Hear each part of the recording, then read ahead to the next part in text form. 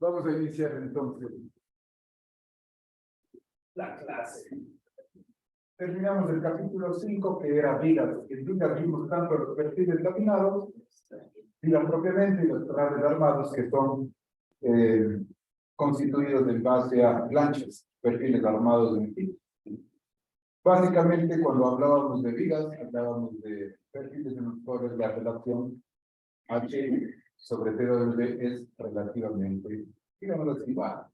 Y cuando nos referimos a traves armados, la relación H-TW, la relación H sobre TW, es relativamente alta. Entonces, eso como diferenciación. Ahora vimos la teoría para ambos tipos de vigas. Vamos a concluir el semestre con el último capítulo, que es el capítulo 6 de puestos combinados. ¿A qué me refiero con puestos combinados? Vamos a ver básicamente el efecto compresión. Cómo se diseñan columnas que reciben momento. Columnas que reciben momento. Sí, adelante. Uno, pero sería cuadrado. No. Uno no tiene sentido porque significaría que esperar y el otro sería no, es demasiado bajo. Ahí ya no habría ningún tipo de problema local. Vamos a ver este último capítulo.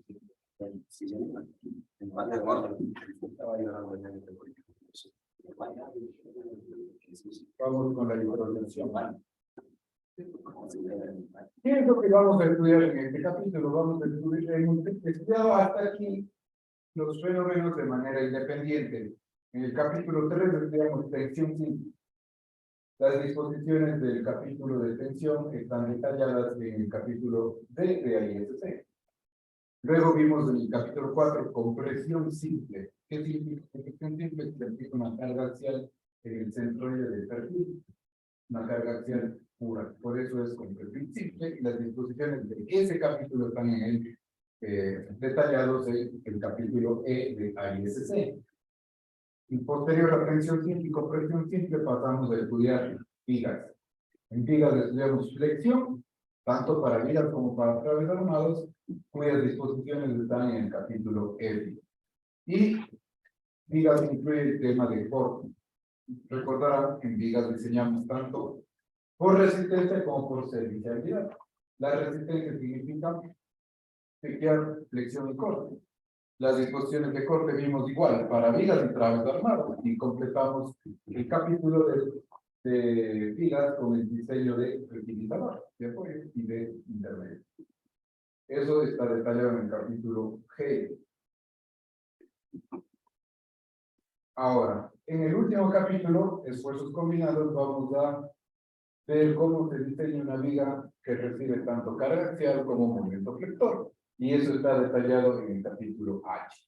Hasta aquí, básicamente, este capítulo resume lo que hemos visto hasta aquí. Solo se introduce un par de ideas nuevas que vamos a explicar de dónde provienen. Entonces, primero, ¿por qué una columna va a recibir carga axial y flexión? Entonces, vamos a poner así, en algunos textos, este capítulo de esfuerzos combinados se llama vía columna. ¿Por qué? Porque el elemento se diseña tanto a flexión como a compresión simple. Entonces, pongamos así, varios elementos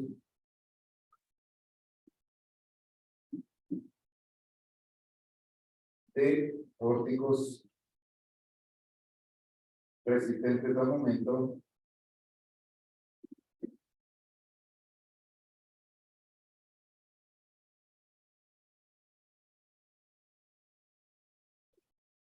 están sometidos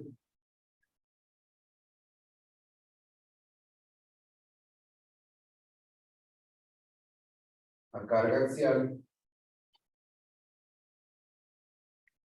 y a flexión.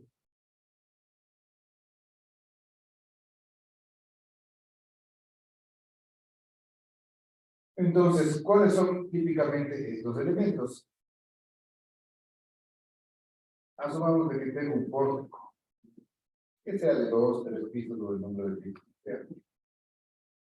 Aquí tengo el pórtico que recibe cargas tanto gravitacionales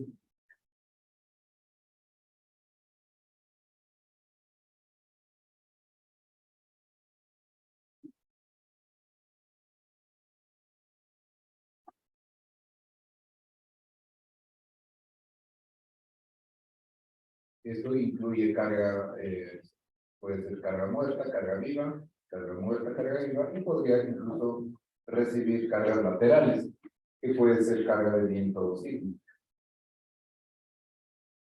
Entonces, de lo que hemos visto en estructuras 2, ¿cómo se comporta un elemento tipo viga y tipo columna de este marco? Asumamos de que este es el nudo A, B, C, D, E y F son los nudos. Si resolviera este pórtico, y analizo, por ejemplo, la unidad de D.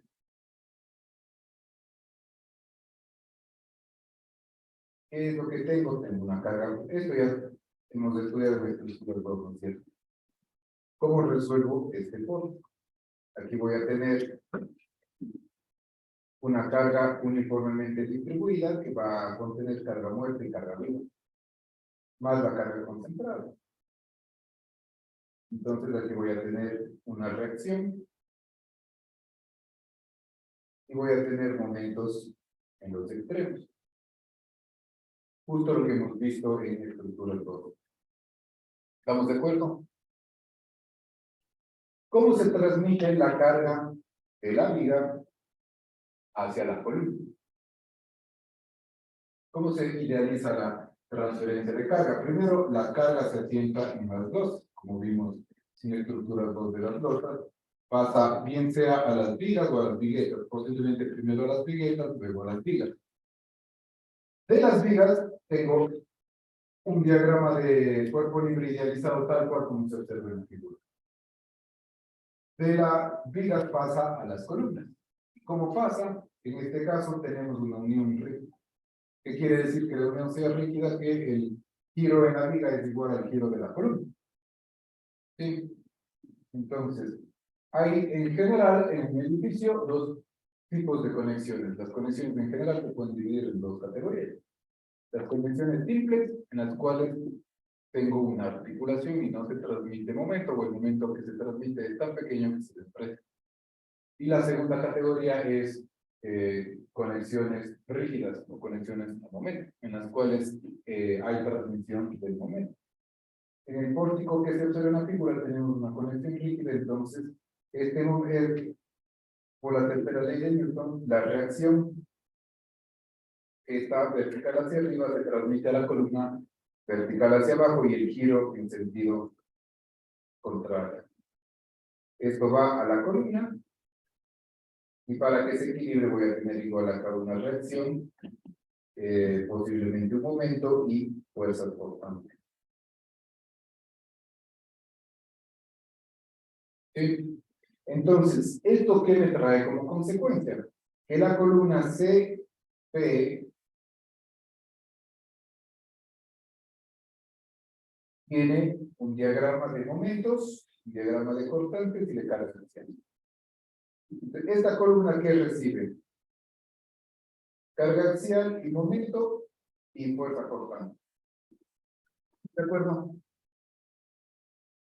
¿Está bien? Entonces, vamos a ver cómo se diseña de manera integrada el efecto combinado de la flexión y la carga axial. Y aparte se debe chequear el cortante. Pero lo que conlleva a una reducción de la capacidad de flexión es la presencia de carga axial. La presencia de corte genera una reducción despreciable, por lo tanto el fenómeno que se considera es el de la interacción carga axial momento flector. Vamos a ver cómo diseñar la columna considerando el efecto de ambas fuerzas a la vez. Sí. Entonces, ¿cuáles son los que, como habíamos dicho, tenemos en general dos tipos de conexiones? Las conexiones conexiones al momento. De aquí, cuando lo tomes, es una conexión al momento.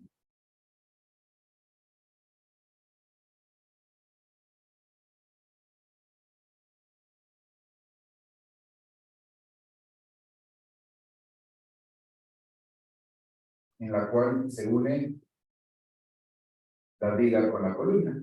¿Cuál es la característica de esta conexión? Para que se transmita el momento y haya una conexión rígida, el patín, tanto superior como el patín inferior, deben ir soldados al patín de la columna.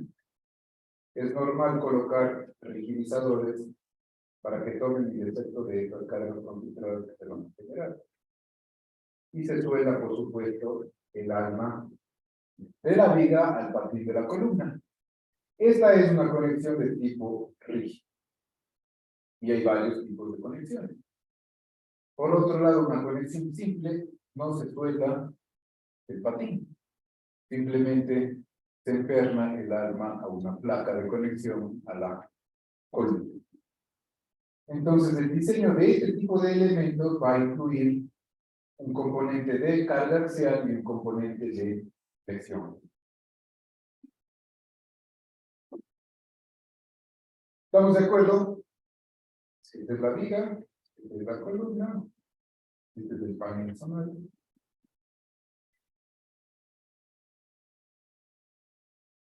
Y listo. ¿Se entiende, muchachos? Eso es lo que vamos a tratar en este capítulo. Ahora, ¿qué tiene de diferente este capítulo? Este capítulo va a incluir lo que se conoce como los efectos de segundo orden, que vamos a ver enseguida de qué se tratan. Pero antes, vamos a ver lo que se conocen como las fórmulas de interacción.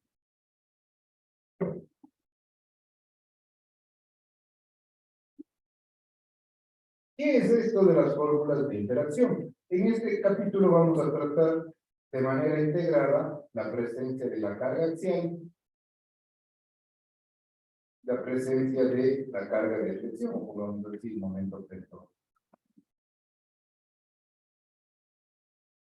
Ustedes recuerdan el capítulo 3. ¿Cuál era la disposición de AISC en el capítulo 3?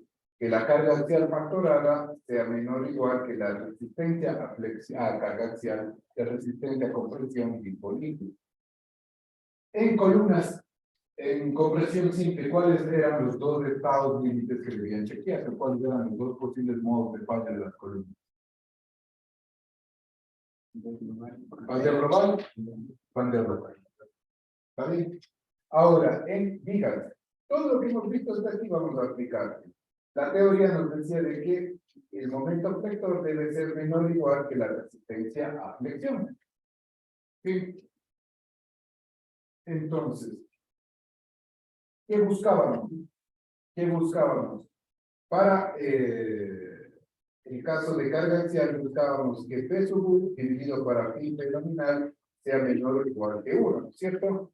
Y para el caso de flexión, lo mismo, M sub U dividido para M pi nominal debe ser menor que 1.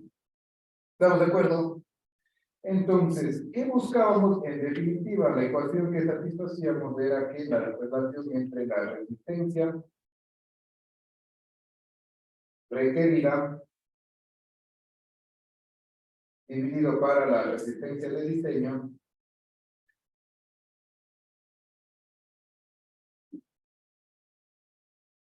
debe ser menor que 1.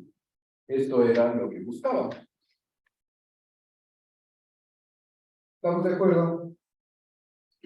Entonces, ¿qué es lo que nos dice ISC? ISC nos dice que esto debemos combinar. Y por un lado tenemos la resistencia a carga axial o la relación de resistencia a compresión simple o carga axial, que sería P sobre el pi M nominal. Y por otro lado tenemos la resistencia a flexión. Y esto debe ser menor que la mitad. ¿Está bien? Aquí, ¿qué tenemos? Aquí tenemos una ecuación de interacción. No sería. Bueno, ah, perdón, gracias. Ahí sería. Esta sería una ecuación de interacción.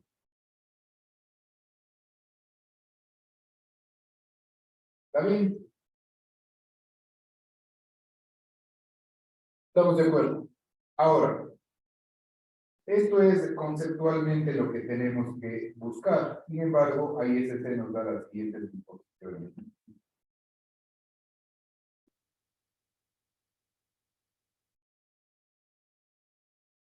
ISC nos dice que esta ecuación de interacción está relacionada al nivel de carga axial. Y por tanto, el nivel de carga axial determina la capacidad a flexión. Entonces, no sé si todos ya han tomado hormigón 1 y hormigón 1, no sé si han tomado todos. ¿Vieron diseño de columnas? No. Ahí les hormigón 2. ¿Quiénes ya han tomado hormigón 2 o están tomando? Solo tú. Ya. El principio es el mismo. ¿Qué sucede? La presencia de la carga axial reduce la capacidad de flexión. Reduce la capacidad de flexión. Entonces, en el caso de hormigón, bueno, me adelanto sin motivo, pero en el caso de hormigón, tenemos que la relación entre la capacidad a compresión y flexión obedece un diagrama de. En el caso de acero, la relación obedece un diagrama este, y vamos a ver cuáles son esas posiciones. Entonces, ahí este nos dice que existen dos ecuaciones y ahí las ecuaciones de ahí nos indican que existen dos ecuaciones para el cómputo o dos ecuaciones de interacción para determinar la idoneidad de una columna sometida a flexocompresión y depende del nivel de carga axial. ¿Qué es lo que nos dice ahí que si la relación P sub U dividido para P nominal es mayor que 0,20, la ecuación de interacción es la siguiente. P sub U dividido para pi de compresión por P nominal de compresión más 8 novenos. Y nos da aquí el caso de que la flexión sea biaxial. ¿Qué quiere decir esto? Que puede ser respecto de ambos ejes. Entonces vamos a analizar con detalle. M sub Ux dividido para pi de flexión por MNX más M sub Uy dividido para pi de flexión por MN sub y esto es menor que la unidad. ¿A qué se refiere con MUX y MY? En el pórtico que analizamos aquí en el plano, este momento gira respecto del eje Z, ¿no es cierto? Aquí tengo el plano cartesiano, este es el sistema de referencia, aquí tengo el eje X y aquí tengo el eje Y. Y la flexión se da respecto del eje Z. Sin embargo, ¿qué sucede en un pórtico en el espacio? ¿Qué sucede si el pórtico es en el espacio? Asumamos de que estoy analizando una estructura ya tridimensional. ¿Qué es lo que sucede? No, estoy analizando esta estructura tan simple.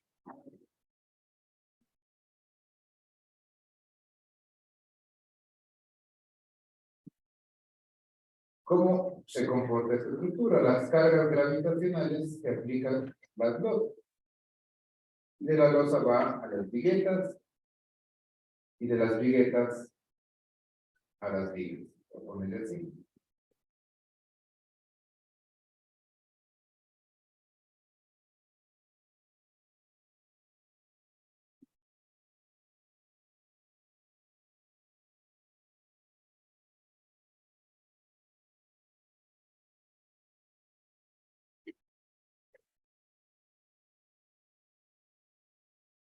Entonces, ¿qué es lo que sucede? Ahora analicemos esta columna de acá.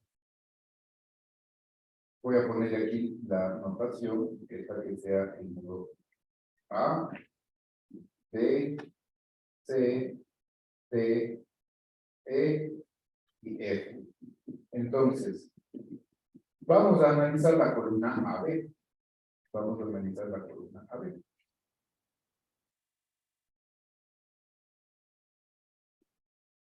Vamos a poner ahora el sistema de referencia de esta manera. En esta dirección va a seguir el eje X. En esta dirección va a seguir el eje Y. Y esta dirección va a seguir. Está bien en el espacio. ¿Qué sucede con la viga BC? La viga BC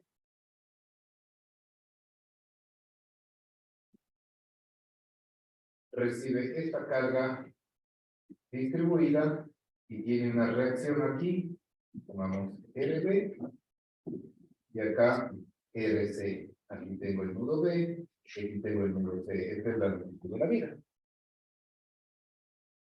¿Estamos de acuerdo? Y evidentemente el momento en el nudo B y el momento en el nudo C. ¿Qué es lo que sucede?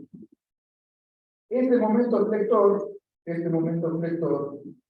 se observa en el nudo B, va a ser, el giro es ahora respecto de qué.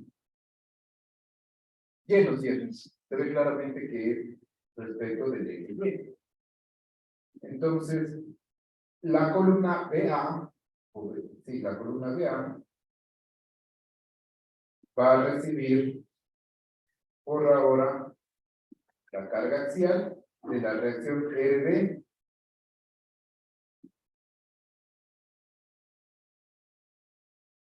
y va a recibir el momento flector MBY.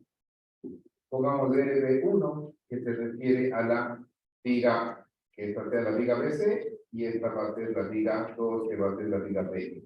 Pero, ¿qué sucede? El nudo B, al nudo B converge la viga BC, pero además de la viga BC converge la viga BE. ¿Sí? Entonces, ¿qué es lo que sucede? La viga BE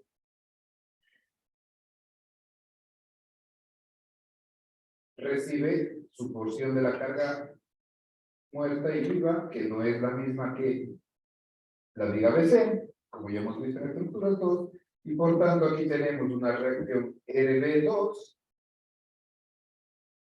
aquí tenemos RE, y aquí tenemos el momento MB y ME. Pero este momento respecto de qué eje es? Respecto del eje X. Entonces, por un lado le llega a la columna BA momento respecto del eje Y, y por otro lado le llega el momento respecto del eje X. El momento en B respecto del eje X y el momento en B respecto del eje Y. ¿Sí? Entonces, esta columna está sometida a flexo-compresión biaxial. Recibe carga axial proveniente de la viga BC. Recibe carga axial proveniente de la viga PE.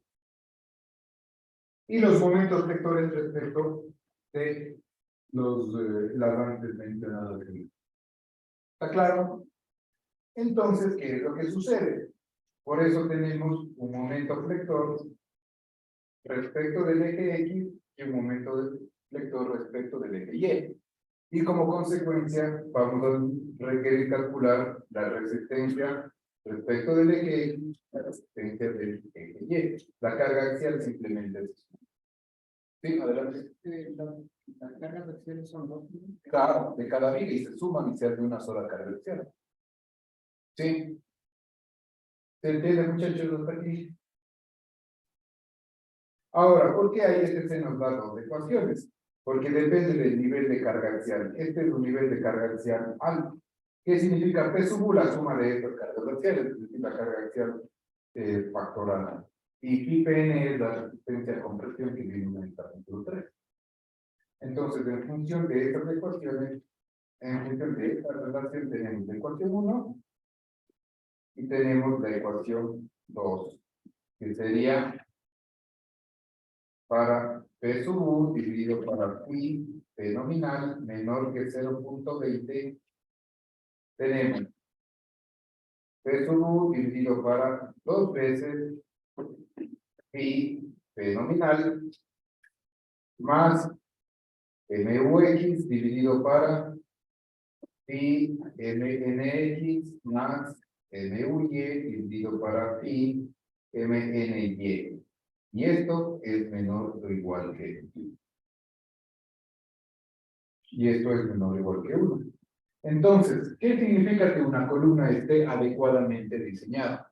Si una columna está sometida a flexo compresión y axial, yo tengo que ver cuál de las dos ecuaciones utilizo. ¿Y cómo sé? Primero determinando P sub U y luego determinando la resistencia. Obtengo la relación entre las dos y si es que es menor que 0,20 utilizo la ecuación B. Si es que es mayor que 0,20 utilizo la ecuación A. ¿Qué significa que la columna esté bien diseñada? Que la ecuación sea menor que 1.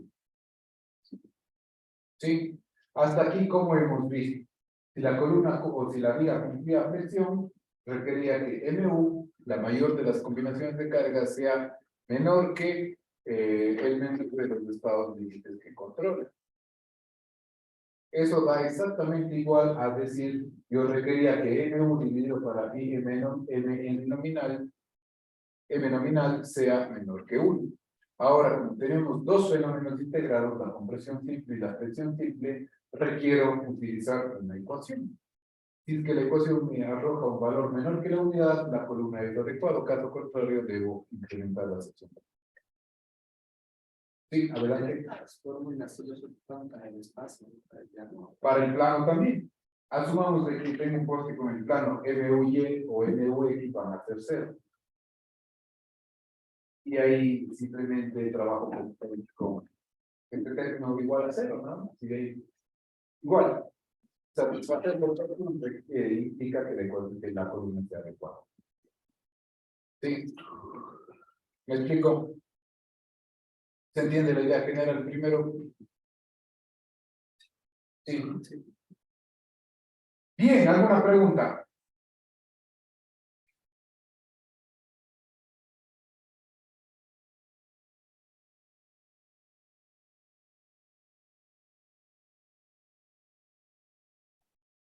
Vamos a concluir la clase con el punto nuevo de este capítulo. Hasta aquí ya sabemos cómo calcular la resistencia a compresión y la resistencia a fricción.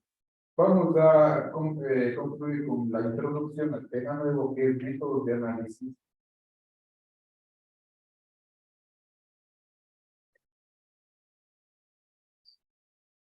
para las resistencias requeridas.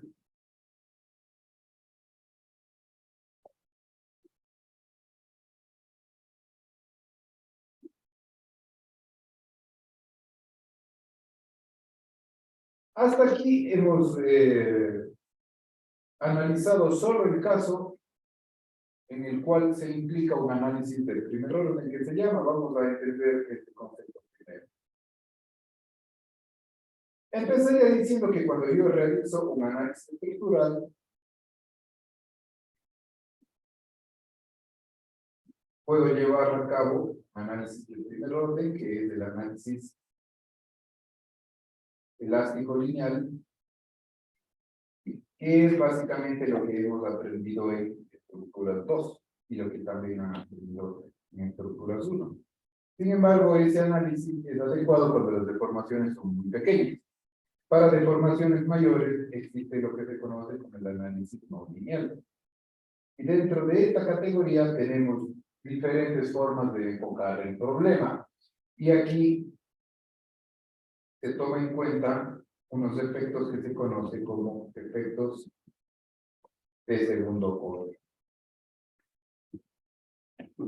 Estos efectos no hemos tomado en cuenta hasta aquí. Y vamos a ver en esta clase una introducción al análisis de segundo orden. Solo vamos a concluir la clase dando una noción de qué es un efecto de segundo orden.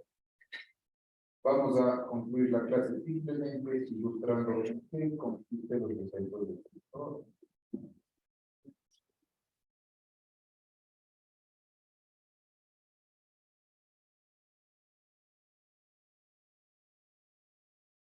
Asumamos de que tengo una columna. Vamos a empezar de lo más sencillo. Asumamos que tengo una columna empotrada en la base y colado en la parte superior. ¿Sí? ¿Qué sucede si le aplico una carga axial?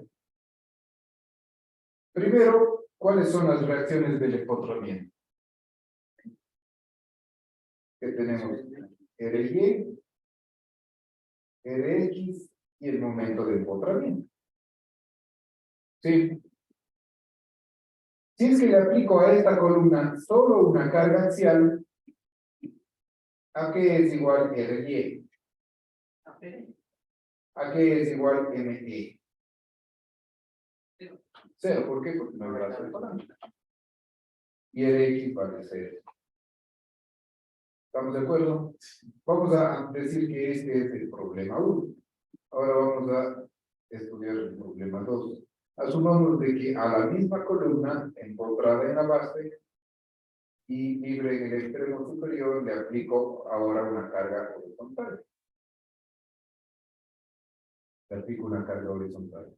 Las reacciones en el empotramiento son las mismas, RY, Rx y el momento de empotramiento. Ante esta configuración de cargas, Rx ¿a qué es igual? Menos H. RY ¿a qué es igual? Y ME ¿a qué es igual? Correcto. Negativo. H por H. Estamos todos de acuerdo con eso. En el análisis elástico lineal, ¿qué cabe el principio de superposición de efectos? ¿Recuerdan eso? ¿Qué sucede si yo combino ahora 1 con 2? Que es básicamente lo que vamos a hacer en este capítulo. Aquí, ¿qué aparece? Aquí aparece un momento vector. Y aquí, ¿qué aparece? Aparece una carga axial. Si yo combino los dos, ¿qué es lo que tengo? Si yo combino los dos, es decir, si aparece, si aplico H, luego aplico P, tengo las reacciones RY, Rx y el momento flector.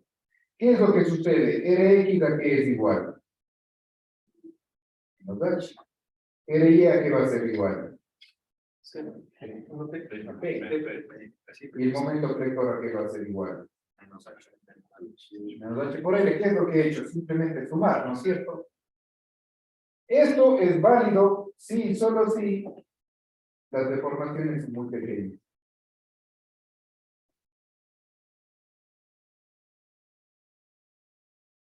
Pero ¿qué es lo que sucede en un edificio? Ante cargas laterales, cuando tengo un marco flexible, como es un pórtico a momento, a cargas laterales, las deformaciones dejan de caer en una categoría de muy pequeñas. Y eso me produce lo que se conoce como efectos de segundo orden. ¿Por qué razón? Exactamente, justo vamos a ver. Entonces, ¿qué es lo que sucede? Aquí hemos planteado las ecuaciones del equilibrio, básicamente la geometría no deformada de la columna. Ahora vamos a entender el problema por partes. ¿Qué sucede si a esta columna, de la misma columna, primero le aplico la carga horizontal? ¿Qué es lo que sucede con esta columna? ¿Cuál es la deformada de esta columna?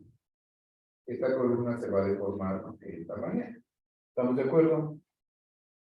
Y aquí existe un desplazamiento lateral que le vamos a denominar delta. ¿Está bien? ¿Cuál es el momento que esta carga horizontal produce? Era H por L. ¿Sí? Y nada más. Pero ¿qué es lo que sucede? En presencia de la carga axial, ¿qué creen ustedes que genera este delta de acá? Este delta de aquí, ¿qué creen que genera?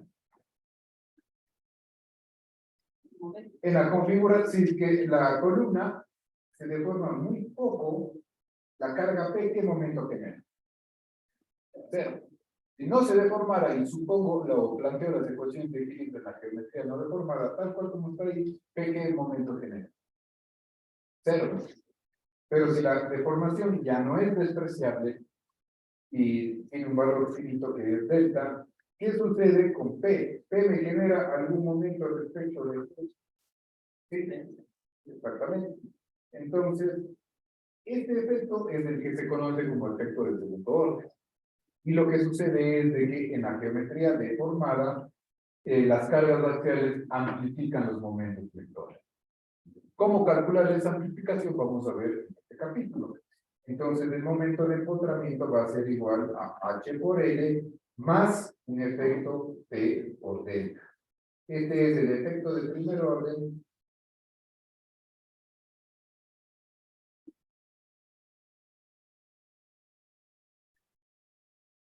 Y este de acá es un efecto de segundo orden.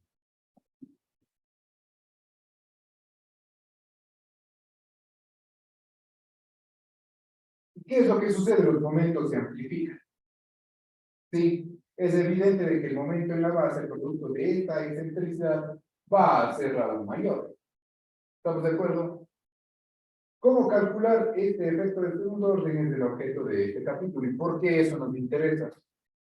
¿Por qué eso nos interesa? Porque en las ecuaciones de interacción, estos momentos vectores y asimismo la carga axial, ¿producto de qué? Producto de las deformaciones, son amplificadas. Producto de la presencia de la carga axial en la geometría deformada, hace que estos momentos sean amplificados.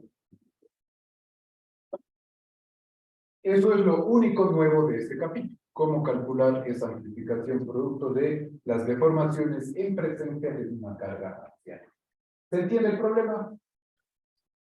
¿Alguna pregunta, muchachos?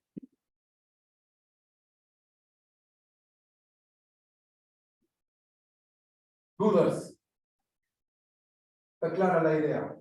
Entonces, solo para concluir, les robo un minuto.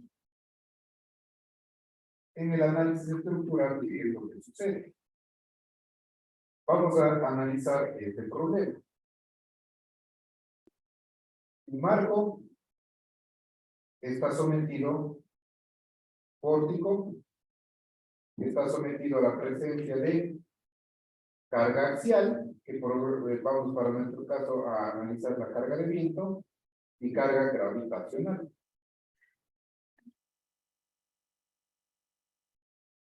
La carga gravitacional es carga muerta más carga viva.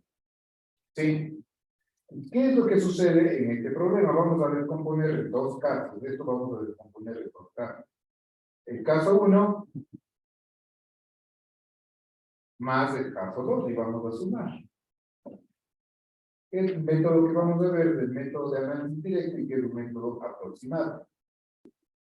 Adecuado para cargas quizás de viento, para cargas sísmicas no es muy adecuado. De eso ya conversarán con más detalle en el antes decirlo. Y el problema vamos a analizar de esta manera. Caso 1 vamos a considerar solo la presencia de cargas gravitacionales. Carga viva más carga muerta. Carga muerta más carga viva. Estas cargas gravitacionales que me generan una geometría deformada de este tipo. Bien.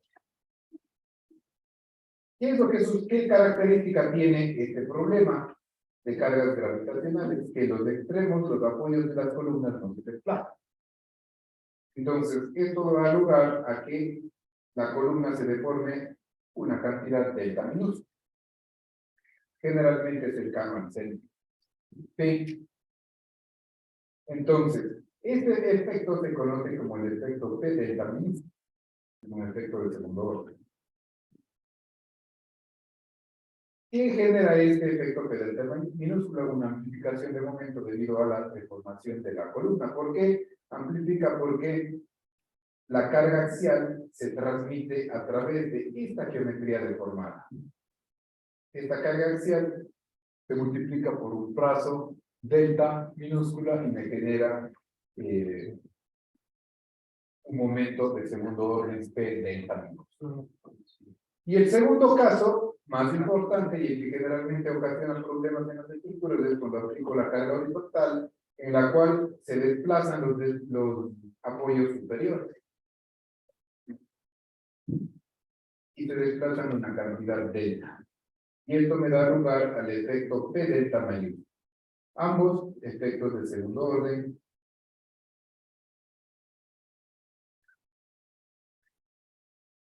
que traen como consecuencia amplifican los momentos.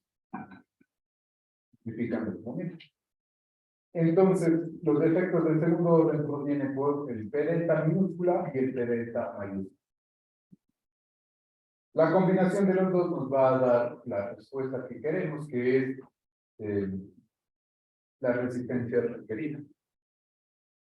Vamos a ver cómo cuantificar estos dos problemas.